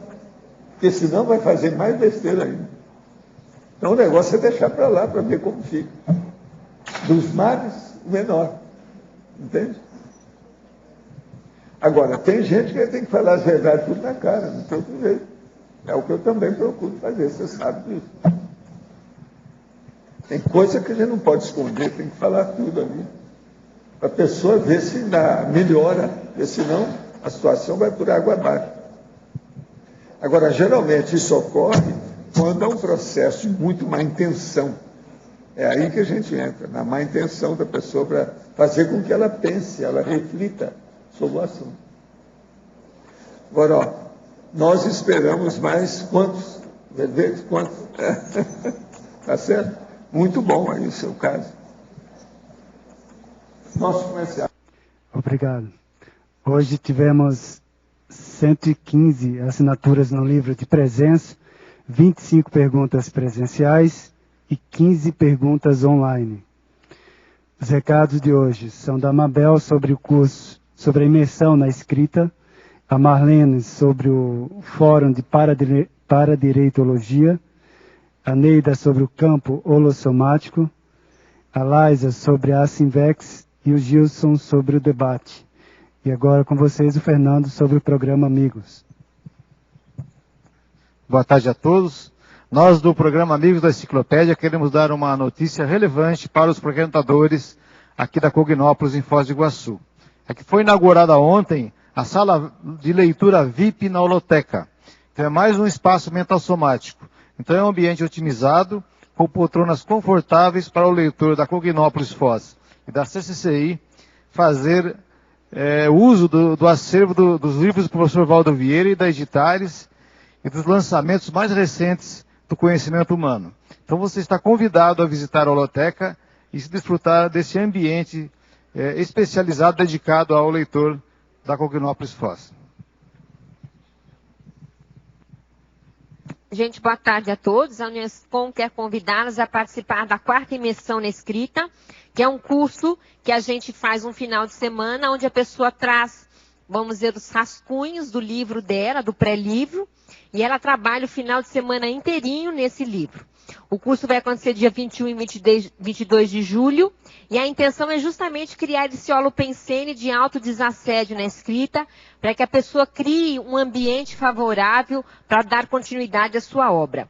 Os interessados devem buscar informações aqui no CIAEC na recepção. Obrigada. Boa tarde, pessoal. Eu gostaria de convidá-los, mais uma vez, para o 4º Fórum da Paradireitologia, um evento do CIAEC em conjunto com o Colégio Invisível da Paradireitologia, que vai acontecer no período de 10 a 12 de agosto próximo, em sincronia com a Semana do Advogado. O evento conta com 17 professores abordando diversas temáticas, entre as quais a professora Cristina Aracaki vai falar sobre as perspectivas e desafios do paradireito. O valor do fórum é de R$ 160 e as inscrições podem ser realizadas junto ao CIAEC ou pelo telefone 45 3525 2652. Eu lembro ainda, pessoal, que parte desse valor arrecadado vai ser destinado à construção do Laboratório Conscienciológico da Paradireitologia, que já está com o projeto finalizado e em fase de pré-execução. Eu aguardo vocês. Obrigada.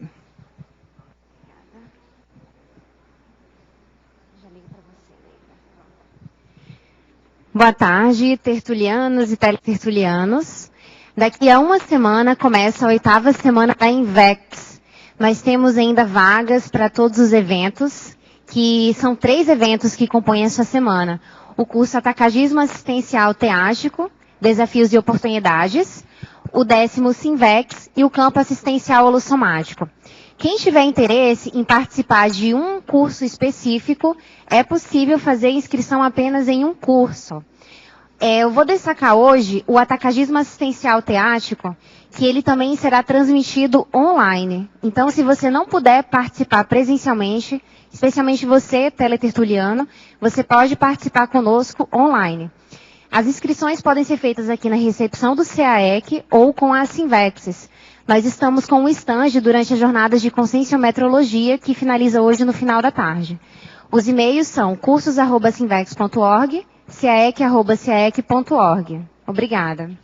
E aproveitando, gente, só para ressaltar também o campo assistencial holossomático, logo após a Semana da INVEX, que é dia 21 e 22 de julho. São 3 campos interassistenciais bioenergéticos, coordenados pelo IPCOM Hernandes Leite, que tem como objetivo, entre outros, a prestação da assistência multidimensional, o reequilíbrio dos veículos de manifestação, o exercício do epicentrismo consciencial e outros.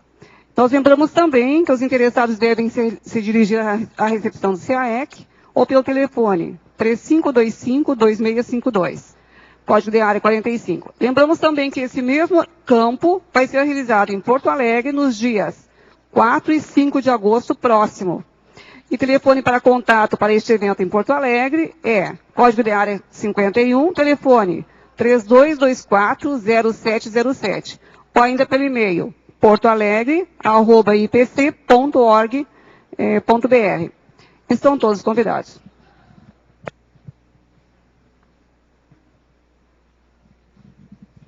Boa tarde a todos e todas. Meu convite aqui para todos é para o debate que temos agora, alguns instantes, das 15 às 17 horas. O tema é longevidade, aqui ao lado na sala verde do CAEC. Muito obrigado e participem todos desse debate.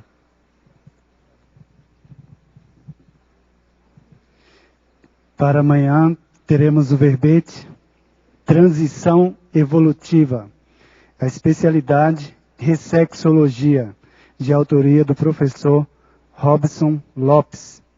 Obrigado pela sua presença e até amanhã.